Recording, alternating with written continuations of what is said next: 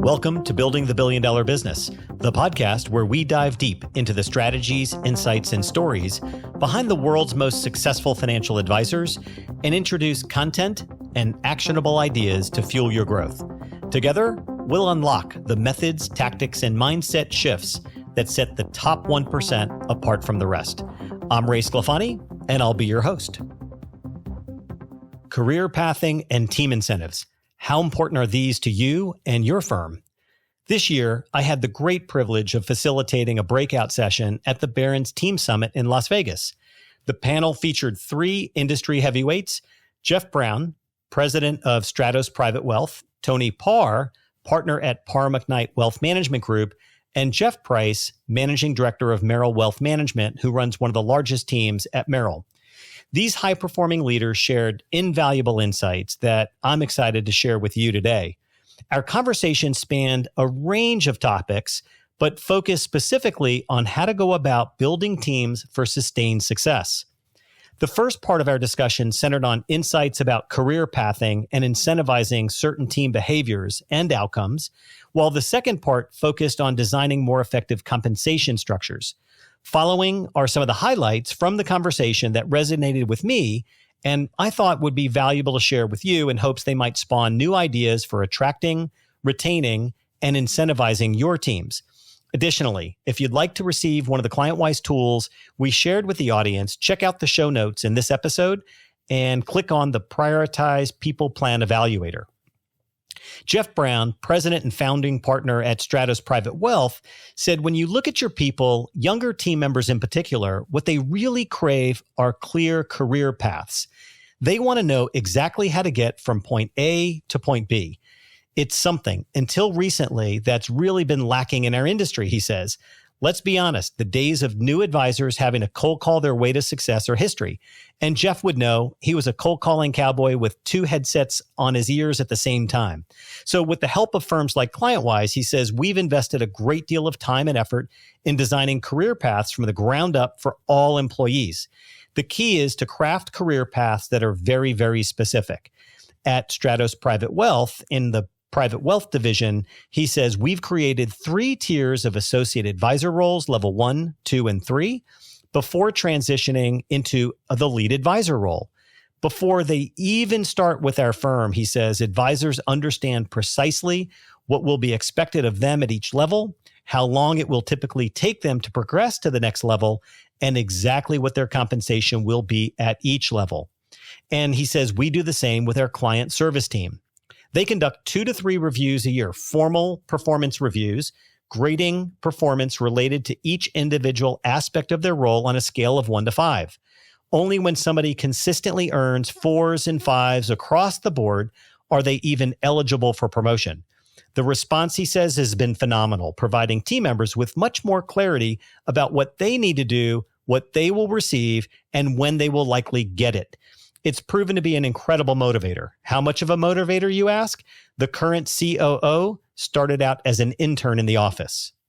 So great insights there. Career paths, the track, the recognition, the rewards, the measurement, all are key ingredients to building sustained success.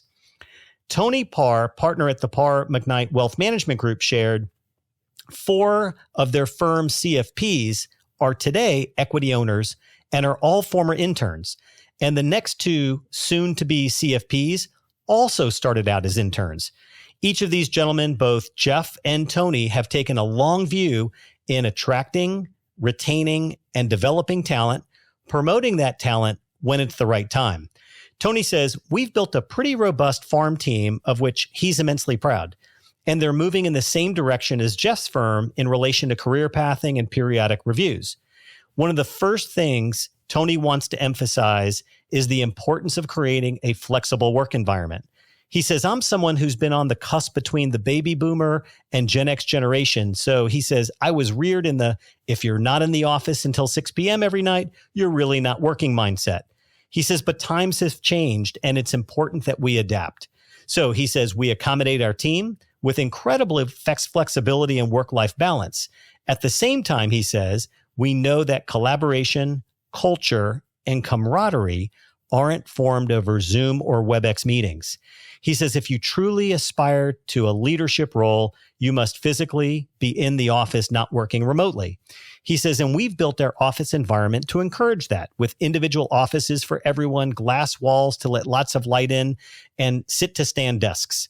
Additionally, he says, we've crafted benefits that help differentiate our firm. Now, check a few of these out. They're interesting. From matching charitable contributions and a donor-advised fund, which, by the way, all 13 members of their team weigh in on distributing, to underground heating parking, well, a nice perk if you're in Minnesota, and unlimited free books at Amazon and Audible, and free lunch in the office every day to help build unity and culture.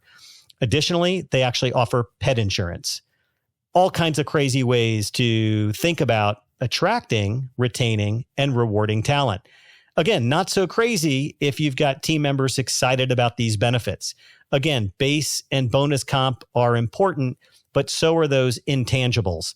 In fact, in a recent study, we saw reasons why employees join firms and why they leave firms. It's nature of the work. Do they like their job? Do they like the workplace environment, nature of the workplace? Do they like the relationship with the boss, nature of the relationship with those in charge, and money? And in that order, nature of the work. Do you have documented roles and responsibilities for every member of the team? And do you effectively measure that 2, 3, 4 times a year? The once a year performance review is dead in the water. The second, nature of the workplace. How do you measure culture? How do you measure the vibe, the environment? All key ingredients, Tony says. Okay, let's talk about Jeff Price, Managing Director at Price & Associates Wealth Management Group. Jeff is a leader of one of the largest teams at Merrill. He says, when he first started out, I would always look for the unicorn when hiring, the individual he could plug and play into a specific role: portfolio manager, relationship manager, service advisor.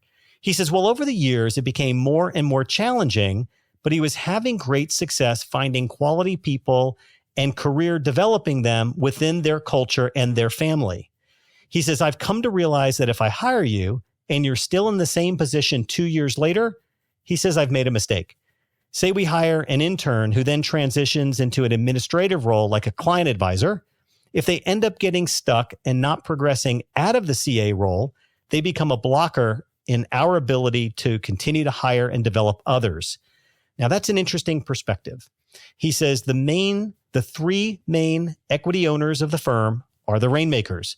But in order to develop, challenge, and encourage the rest of the team, he says, we create a growth pool of money each quarter. There's a whole complex formula they use to determine the total pool, but it's based on growth, like net new assets, for example, that the team brings in. How each individual scores on their quarterly review then determines their percentage of the growth pool. Clever, really smart strategy in a wirehouse environment.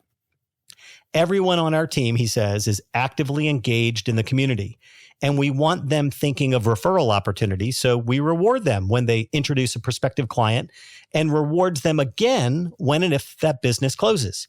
He says, we also have financial incentives for cross-selling and other services such as banking and lending or IRA rollover opportunities, and at the end of the year, a discretionary bonus. He says, so there are multiple financial opportunities throughout the year. He says, we also regularly revise and restructure our profit-sharing plan formula to address the changing dynamics of the industry. So essentially, we're trying to give team members a taste of what it's like to be an advisor and reward them for pursuing a path to partnership. These are great insights from Jeff Price. Clear, unambiguous career paths with measurable milestones combined with creative incentives designed to engage your team members and elicit optimal behaviors. Well, that's a potent recipe for sustained success in not only growing your business, but in cultivating the emerging leaders who will one day take the reins and continue your legacy. With each episode, we offer 5 coaching questions from each specific episode, and they're designed to help you and your leadership team think creatively about applying some of the information we're sharing in these short episodes. So here are a few open-ended, future-oriented coaching questions based upon today's content. First, let's talk about visioning future structures. Given the emphasis on career paths and creative incentives, how do you and your team envision evolving these strategies to further enhance team motivation and retention over the next 5 years? On leadership development, as you continue to build and refine your team structures, what key qualities will you look for in identifying and cultivating the next generation of leaders within your organization? On cultural integration, how do you plan to balance the benefits of a flexible work environment with the need for in-office collaboration to maintain and enhance your company culture as work norms continue to evolve?